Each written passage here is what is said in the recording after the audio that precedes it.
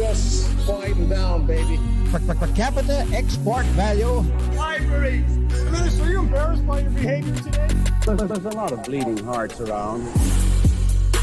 Do you have the fortitude or the gonads to stand up and come across here and say that to me, you son of a bitch?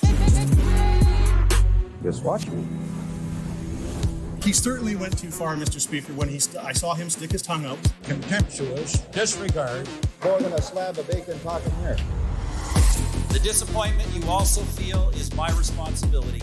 I lost my temper. What is the nature of your thoughts? The word was F-A-R-T.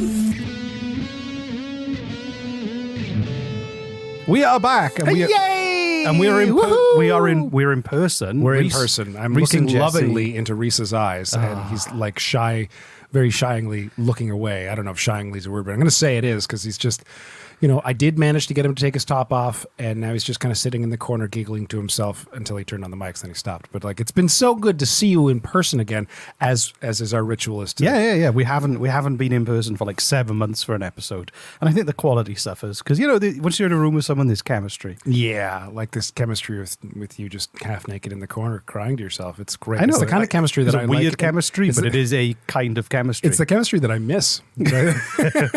Also, we got these amazing mugs that we've been saving Finally, for like 10 months. So M. Gabriel Art made these amazing mugs with Peggy's Cove because we're on the East Coast, and we're finally drinking out of the mugs together in the studio, and also my new improved studio with awesome microphones. Cheers. Cheers. How do you feel about the new podcast studio setup? I love it. I think it's great. These giant microphone arms are they're right in my face. It's very big and professional looking, but at the same time, I feel like I can't see you because there's these giant microphone arms in my face. You can see me, but nobody cares. The main thing is that you sound good. You sound really good. I have a professional mic that some would say beats these mics, the Stellar X2, which some people call the Sennheiser killer. You're the only person that you say. Some people, you're the only person I know. No. And anyway, this is Canadian Politics is Boring. My name is Rhys Waters, and with me is the impregnable Jesse Harley. You've tried. He will not be pregnated. No. Yes. So welcome, dear listener. Thank you so much for joining us back in the studio. There's a new level of excitement and energy. If you are new to the show, this is basically a show where Rhys, a Welsh immigrant, teaches me, an apathetic, truly politically apathetic Canadian, about his own fucking country's politics, because I don't give a shit, and Rhys finds that funny. And other people do. So we're going to get into small talk, the STD zone, the small talk. The small talk dimension zone, small talk dimension zone. STD. Yeah. So what's yours? But before we do that, why don't you tell our listeners, just give a little tease about what's coming after the STD zone. Should we just do that so we can get on to it? Just a little we're tease. just talking about conspiracies. Just a tease. Conspiracies. Canadian conspiracies. Talk about it with a little bit more excitement, man. Ooh. Do you never guess what we're going to talk about? That's right. Conspiracies and how many Canadians believe in them. Oh, you're going to love it, you bastards. Okay, small talk zone. Like a wrestler announcer. Ooh, yeah! In the red corner, weighing 182 pounds. From Denver, Colorado. What's your wrestling name? So the wrestling name? What's your wrestling name? Hans Blitzkrieg. Hans, I like Hans Blitzkrieg. That's like Hans, like Hands? Hans? No, it's Hans, like the German name. Okay. And then Blitzkrieg is a reference to World War II. I like it. Hans Blitzkrieg. If you were a wrestler, you'd be called the Jelly Mouse. That'd be your name.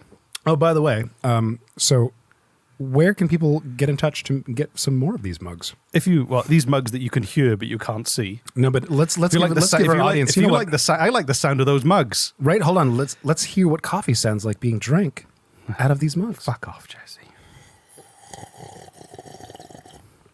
Oh, that's really fucking hot. I swear that you're some kind of audio pervert. It is. You need to go to Instagram and you need to find M. Gabriel Art, which is at EMGABRIELART, and you too can have a custom made mug by a very talented ceramic artist. They're gorgeous. They're honestly beautiful. I did ceramics in art college, and it's really hard to do stuff like that. I made a squid made of ceramics that my parents still have for some reason. You didn't try to make a squid, did you? You tried to make a mug and it came out as a squid. And then you're like, I made a squid. Look at me. I meant to do this. It was supposed to be a jug. I had something in my head that I remembered for the small talk dimension. Oh, yes, the please. STDs. So I was thinking about better ways of electing better leaders. I'm all ears. And I thought my friend has got a TV show in the UK, or used to have a TV show in the UK. I don't know if it's still running, where comedians would come on and they would basically go through their browser history. And that was the show. They'd look at the links and they'd That's kind of funny. I think that political leaders should share their browser history publicly, and everyone's allowed to go through it and then have like a town hall discussion where they question them on their internet activities. That's funny. I think I don't know if that's the new dawn of technology for democracy. If you believe in that, then let us Mr. know. Trudeau, just a question. What is bearsonbears.com? Are you a hunting enthusiast? Pierre, this question is for Pierre Polyev. How long have you been a brony? I like this idea. Yeah. Reese, this is a great idea. So, look at the browser history. I stole it. It is just fucking hot day. It is just a goddamn hot day. They know the downside of doing this. Usually when we're not together, I'm in a nice cold basement. Right. Sitting on a comfy sofa, drinking a beer, recording. Instead, I'm now in a hot. Are you drunk when you play? sweat When you room. do this normally? No, that makes a lot of sense. Actually, I just had one. Just one. That's all it takes. You're Welsh. Come on.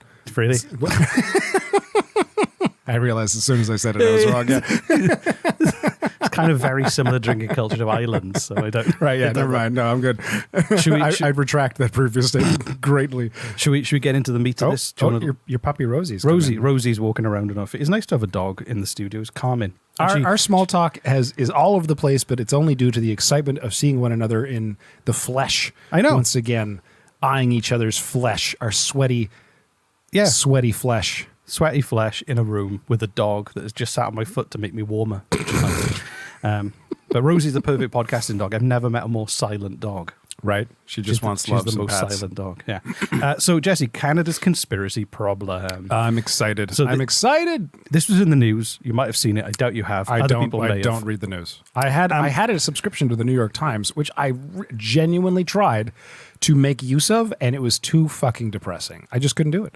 It's like, here's another war, It's called another news. mass shooting, Yeah. and here's some other stuff that's really horrifying that people tell you should know, and there's absolutely nothing you can do about it, but now you're in the know. And this is why you're uninformed and you get all of your information from the world from me. Yeah, This show. pretty Okay, great. much, Let's yeah. carry on. I'm okay with this. So Abacus Data, which is a surveying company, they did a survey among 1,500 Canadians, and the focus was on the level of trust people have in institutional sources of information and belief in conspiracy theories. And some of the results they got back were mind-blowing. But bearing in mind, this was only a cross-section of 1,500. So statistics, was it 1,500 old people? Was it 1,500 people filling forms online? Was it 1,500 young people? What is your definition of an old person, Reese? I don't know, like 86. Specifically. Okay. 86? Yeah. Yeah. All right. If someone's 86, I think they go, I am old. I All met right, an that's 86 fair. No one would really 86-year-old. fight that, I think. Yeah. No, all right, exactly, that's fair. Okay. yeah. All right. Yeah, I was trying to get you, trip you up on that, but that was a good answer. So 44% of people believe big events like wars, recessions, and the outcomes of elections are controlled by small groups of people working in secret against us. Almost as many agree much of our lives are being controlled by plots hatched in secret places. So nearly half of Canadians, apparently, according to this, believe that a small group of people are controlling the world. Which, to be honest, I have a lot to say about this. No, but believe it or not. honestly, Yeah. it makes the way they've worded it makes it seem like people think is like aliens or interdimensional beings or something crazy. But honestly, like, I think most people realize that there's 1% of people have a lot of money and they influence a lot of the systems because they have way more resources. So I think it's disingenuous to assume that half of Canadians are crazy and they believe crazy stuff. It's just they're being realistic and going, well, the Prime Minister is more likely to listen to Elon Musk and what he's got to say about the government than me. So I agree with you. I do, to an extent. I do. It doesn't mean there's like a cult with robes. No, but there are cults with robes. And okay, so here's My top 10 cults all have robes. mine too. Yeah. Mine is the Walmart cult. I love those guys. They're fun. You get Yeah. 10% off on Fridays. So here's my thought on this. Okay. Is most conspiracy theories are incorrect. However, now and then one will be right. And that fuels the fire. And that's like the moon landings being fake. Everyone knows that was right. They proved it. That it was faked? Right. So, but here's the interesting thing is most extreme opinions about anything, really, if you have if you tend to have an extreme opinion on one side and on the other, the reality tends to lie somewhere in the middle. Tends to, usually. Are there giant secretive meetings with people in robes who do rituals, who decide the fate of the country? Probably not. Is it strictly lobbyists from 1%, corporations who are like telling politicians what to do? Then politicians are like, they'll just take the money, whatever. Again, probably not. I'm guessing it's somewhere in the fucking middle. Like, it wouldn't surprise me if some politicians got together and talked about a future election and where the money was going, and regardless of how people that wouldn't surprise me if it came out to be true. You know what I mean? Like, it's not a conspiracy theory. It's not a fucking cult in robes, but the idea there's not a brain in a jar controlling everyone. No, the idea of Polyev, is that how you pronounce this last name? Polyev, I think, yeah. If it's the idea of Polyev and Trudeau getting together and talking about potential outcomes and where money could be spent if certain election outage things happened, is not outside the realm of possibility. No, it's not. It's not crazy. It's not crazy. No, right. Exactly. And I think I joked about the moon landing, but for example, people believe the moon landing. I'm not saying that's happening. No. I'm just saying stuff like you find both extremes, and reality tends to sit somewhere in the middle. Yeah. For most things, it's not. Is it aliens? Yeah. No, but it was, a shaved monkey. Somewhere in the middle. So when I say somewhere in the middle, instantly in your brain a shaved monkey appears. No, one end of the spectrum is a shaved monkey, one is an alien, and the truth is somewhere in the middle. I don't know what that looks like, but it is. What the fuck are you talking about? I don't know. What are you talking about? So, do you want some more statistics?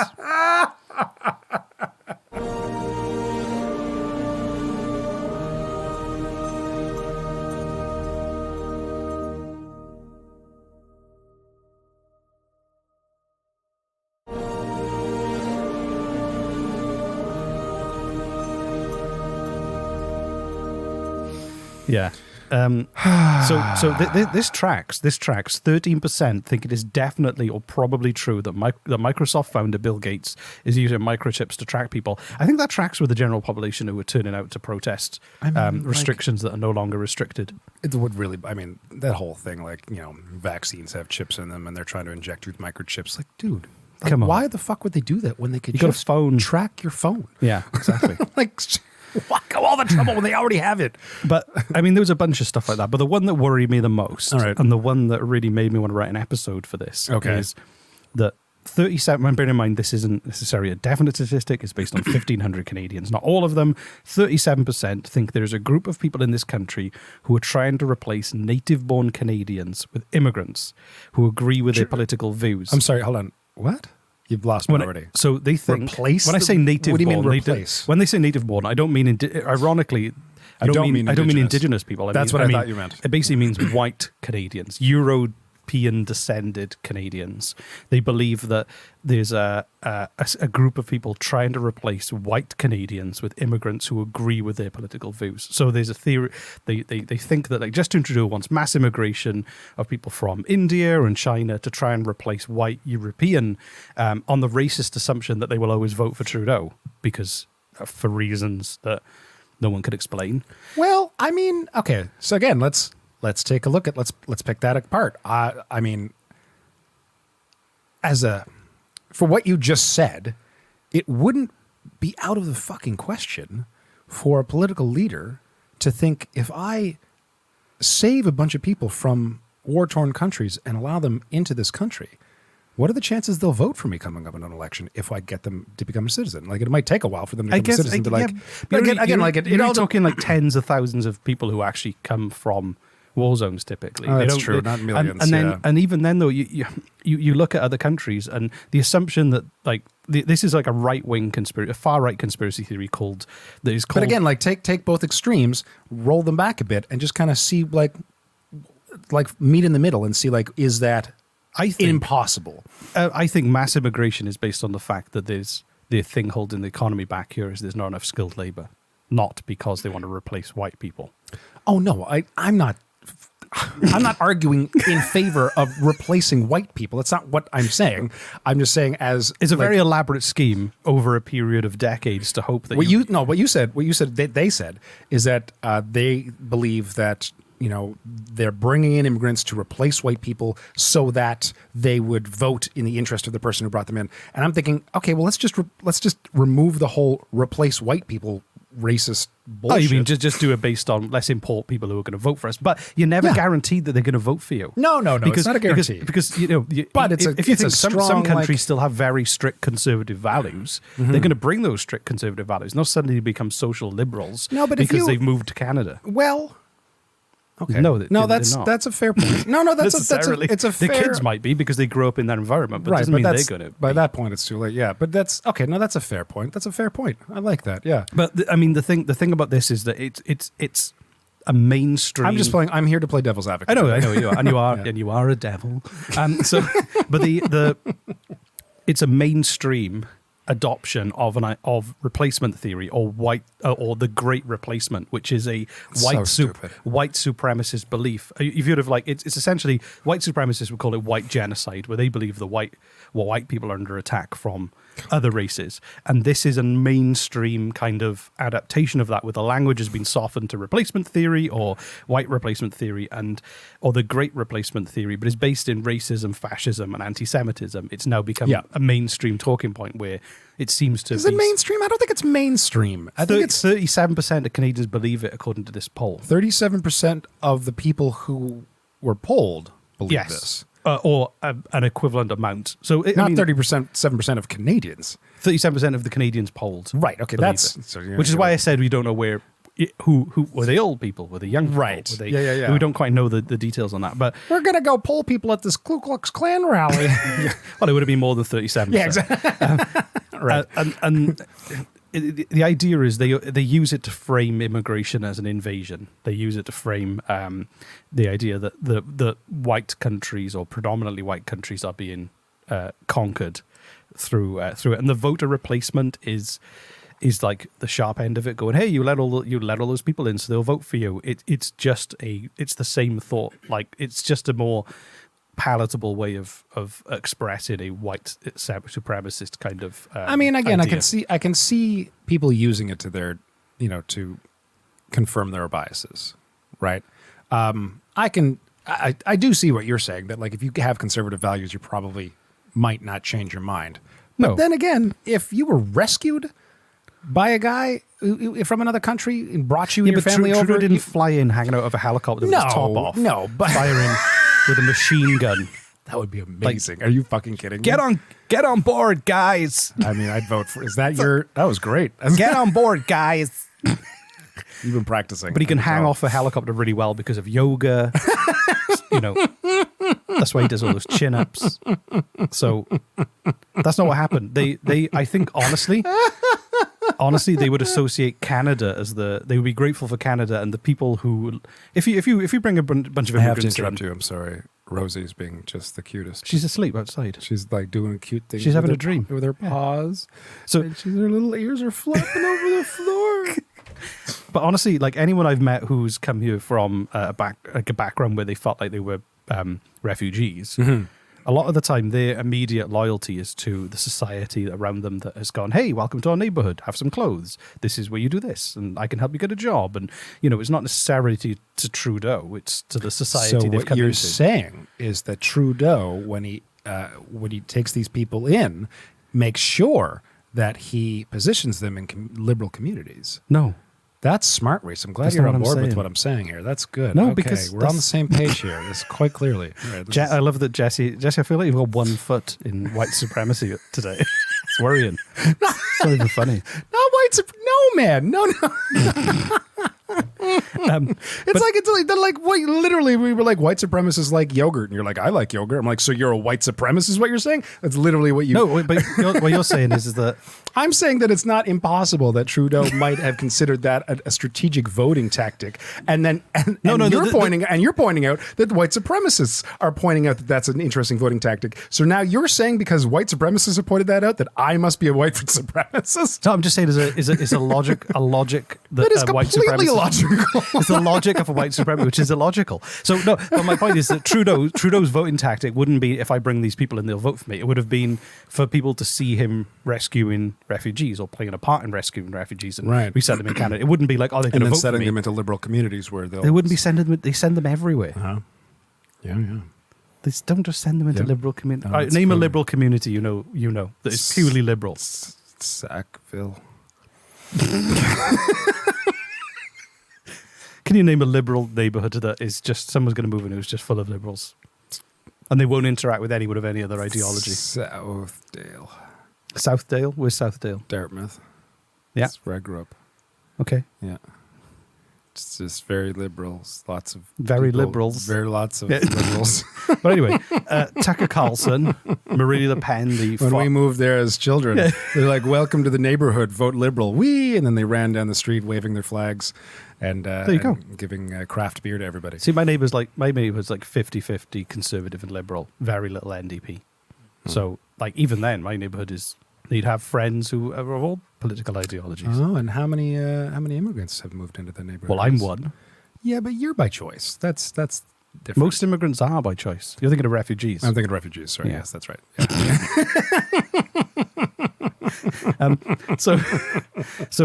Yeah. Tucker Carlson from Fox News talks about it. A lot of the far right and the like Trump loves it. All this kind of replacement theory. Most immigrants are by choice, Jesse. Yeah.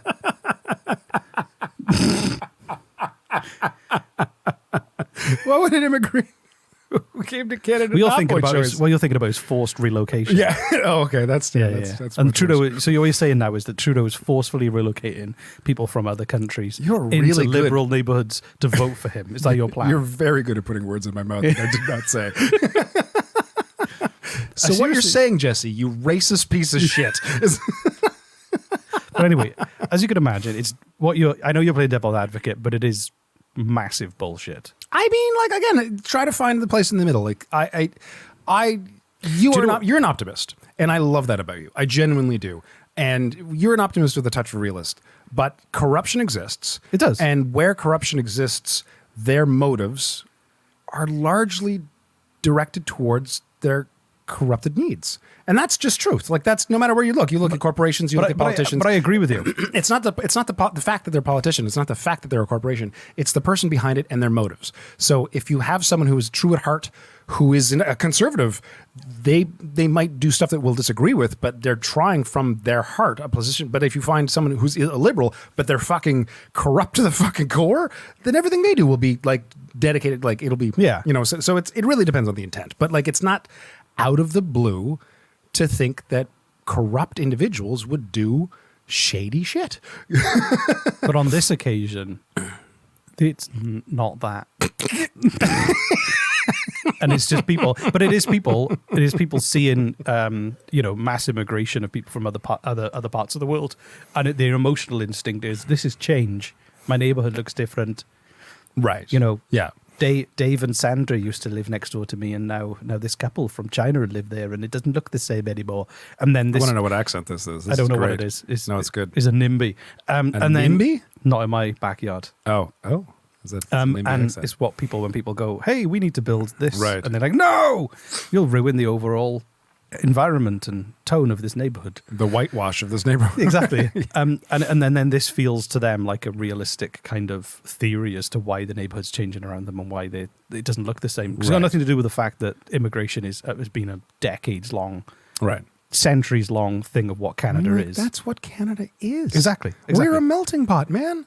Exactly. It's not. So anyway, how do people not see that? The problem is now is that the Buffalo shooting that happened in the US. I mean, there's been a ton of shootings. I can't. Yeah, they all become like an amorphous blob of tragedy. It's disgusting. It's hard. It's to true. Even, to be fair, I I don't know. Well, but I've heard of shootings recently. I don't know which in one the Buffalo one it was is. a predominantly black neighborhood, and a white shooter went there, white supremacist shooter. Same with the Christchurch shooting in New Zealand.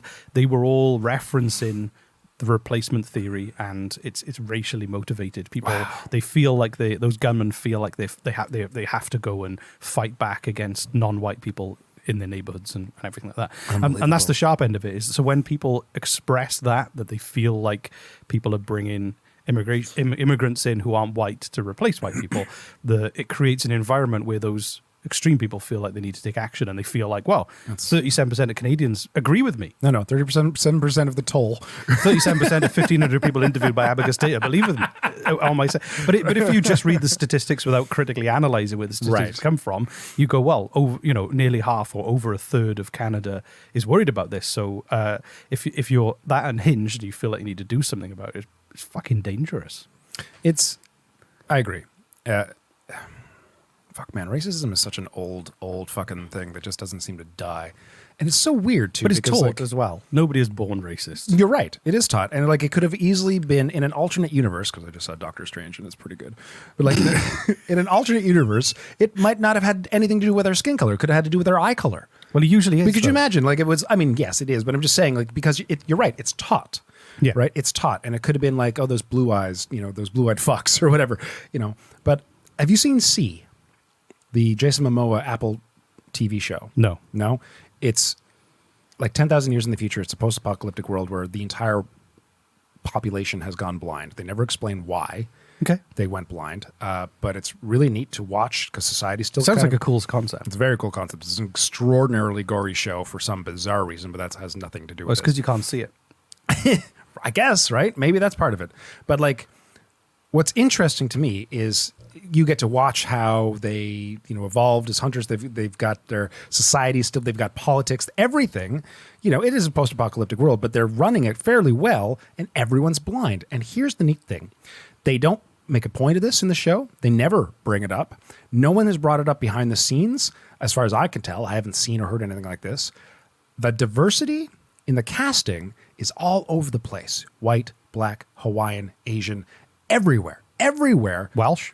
Probably, right? But the idea is so neat that someone thought of that, right? That they can't see. But does that mean no one can fucking see each other's races, so they can't tell? Are they racist against the pitch of your voice, or I talk through my nose? I think it's more like their racist. smell. Okay. I just thought that was a really neat concept that someone decided. It's a really cool idea. Someone who was behind the scenes at sea said, let's not talk about it. Let's just do it. Let's just do it. Yeah. Because that would make sense. It would. Right? No one can fucking see your race, so they have to judge you in other ways.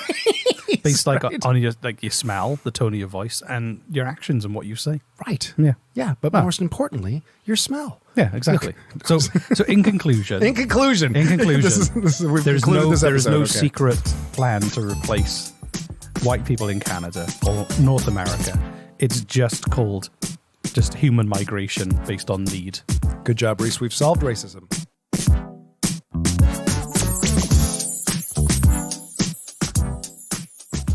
What's next? I don't know. Cure cancer? I don't know. Good job. Good job, guys. There we go. Have you got a call to action for this episode? Do I? Jesus, I hadn't thought of one. Go to M. Gabriel Art and check out the mugs. So that we're together to enjoy coffee in our mugs. Yeah. Point it out again. EM whatever.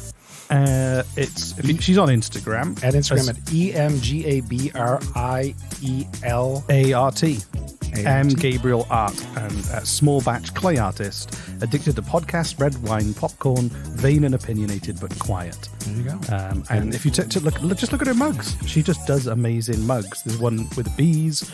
There's one with flowers. I've been drinking out of it all the whole episode, and I love it. There's one with daisies. She definitely goes down the floral route. There's a lot of nature. There's a bear hugging a heart. They are delightful. If I was going to say the mugs are delightful, and I've kept them on a shelf because we've had them for 6 months waiting to be in person to do this. And my wife came into the office and she was like, "Where are those mugs from? They're really nice." I was like, I kind of can't bring them home because if the kids drop them, I'm going to be in big trouble. Right. Yeah. And we need to do some sales. So she was eyeing them up. She wanted to take them home because they're so eye-catching. All right. So, and Reese will put a link in the show notes to make it easy for you guys. Probably. Maybe. He might. Who knows? All right, Reese, put your pants back on. Let's end this episode. What do you say? 3, 2, 1. Goodbye. That's and one last thing. Just don't be racist or believe in all that bullshit. don't be racist. Don't be just don't be. Yeah. So if you find yourself waking up today like, oh, I'm feeling pretty racist today, just don't. Just stop. Or it. if somebody alludes to this kind of replacement theory, go, hey, do you realize that is based on white supremacist Get them to listen to this episode, thinking. and it'll solve everything. Yeah, and go just so you know that it's coming from a place of fascism, and it's pretty scary. And please don't express that opinion around me, you dickhead. To a loved one, just say that to a loved one. To your wife. Yeah, that's nice. Yeah. Bye, everyone. Bye.